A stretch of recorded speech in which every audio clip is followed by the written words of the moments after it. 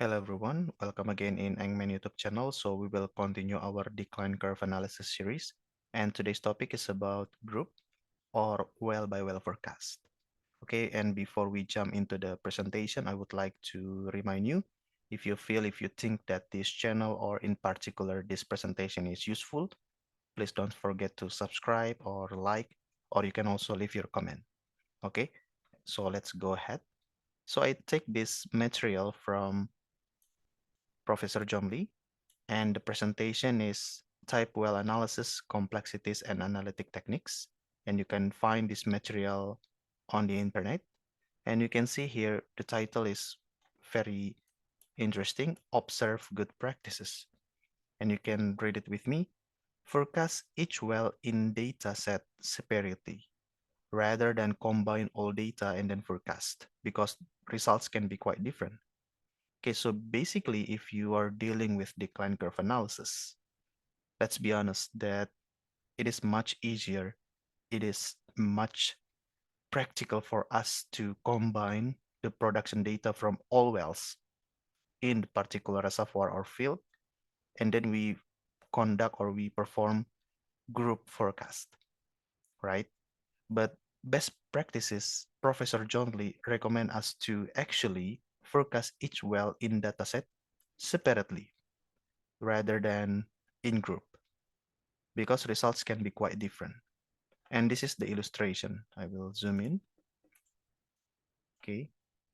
So as usual, we have logarithmic flow rate and then the horizontal axis, of course, time. And this is the production history from 8 years, the first 8 years.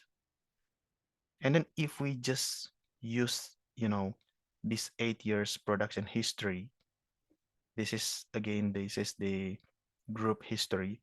And then we conduct group forecast rather than well by well forecast. What will happen? This white line,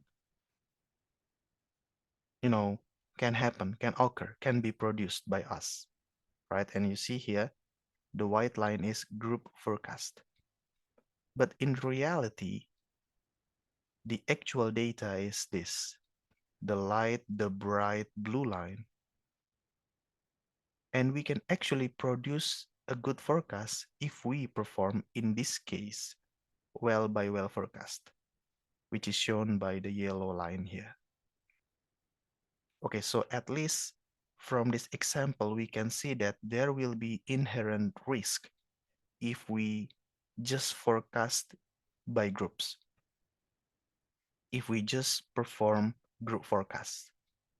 Okay, so now we can revise our daily best practice or our daily practices that we do day by day when we are dealing with decline curve analysis.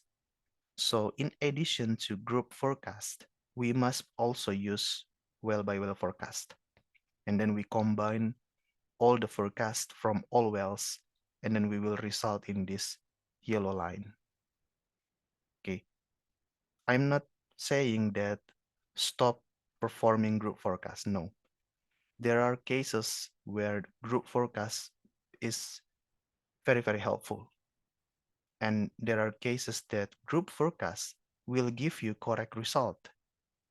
Okay, but in addition to the group forecast, now the best practice for us to do is to also and always perform well by well forecast.